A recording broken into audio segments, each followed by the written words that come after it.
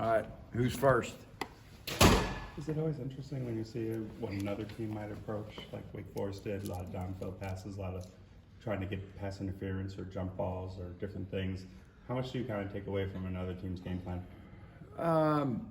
One thing I think every offense is a little bit different, and so what they do is they prepare their fronts, their coverages based on what they feel like they need to do to stop that team.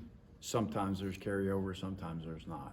And so as a coordinator, when you're planning a game, you have to realize and notice that. And so you see what they did and you tip your hat and say, man, it's a pretty good job what they did, but I don't know if we'll get the same thing or not. Devin seems so calm and level-headed. Yeah. Is he that way in games, throughout games too, or do you have to kind of talk him down from time to time? No, just refocus him from time to time. He's a fierce competitor and wants to win and wants to be perfect. And so sometimes if he feels like he's not, he gets down on himself. He's hard on himself, and I just got to bring him back and just tell him, hey, you're good. Don't worry about all that stuff. And so, but yeah, I mean, I like our practices. We've had 2 really good practices. I like our focus where we're at. The guys are preparing hard. Had he shared much with you about how badly he wanted to be Clemson in his college career? Was that something he talked often with people or kept it to himself? No, I mean, he hasn't really shared that with me, but he could probably say that about everybody. He wants to beat everybody, so it doesn't matter who we play. Devin just mentioned, obviously, squirting the water as you guys are practicing and trying to prepare for Saturday. Does that kind of throw a few different wrinkles in, given what the weather might be on Saturday? Well, yeah, I mean, you got to prepare for as much as you can, right? Nobody knows for sure what's going to take place, so there's going to be crowd noise and there's going to be potentially bad weather, and so you just, as a coach, you feel like you check all the boxes when you at least, address those issues and you show them and you practice and you go through those things, so they're not shocked when it happens, because it's going to happen.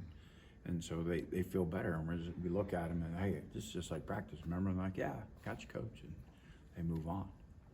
When you're calling a game in bad weather, like, how does it affect what you're doing? Is that the kind of thing where you have to see how it's going to start and then figure out if the conditions are really as much of a factor as you thought they might be, or does it affect you even coming in to how you plan? Again, I think most coordinators will have plans, like just all kind of plans, right? They got plans if the weather's bad, right? They got plans if their starting quarterback gets hurt. They got plans if they're winning, plans if they're losing, like just different things of what to do. And so, end of the game, what's your plan? How do you, and so you're very well prepared in terms of what you feel like you need to do given that situation. But it is also, you make those decisions as they happen. You don't necessarily, hey, we have to start the game like this. You might be unbelievable there. You can't even see across the side. Well, then you got to start the game that way. But if not, you kind of just build in and see what your kids can handle, players can handle, and what the conditions are. With Goodwin taking over at DC there, have you seen any changes, or is it still a defense that has Venables' hands on it? No, I mean, I think he has his own tweak to it, but I think it's a system, and he learned a system from Brent, and so I think there's a lot of similarities to it, but just what he does and how he does and when he does it is different than Brent. How have you seen Tim McKay grow this offseason through the first 4 games this season?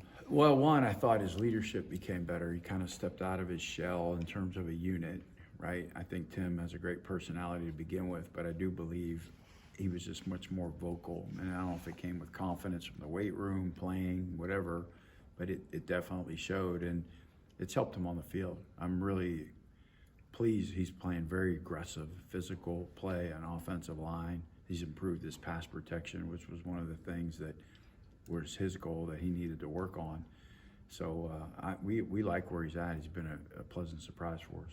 How much of an emphasis was it to do a short controlled passing game against UConn? It seemed like Devin was really getting rid of the ball like within a second or two. Yeah, they were playing deep.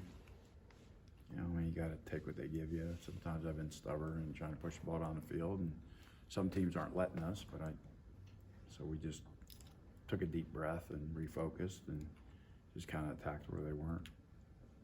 Is that good, everybody?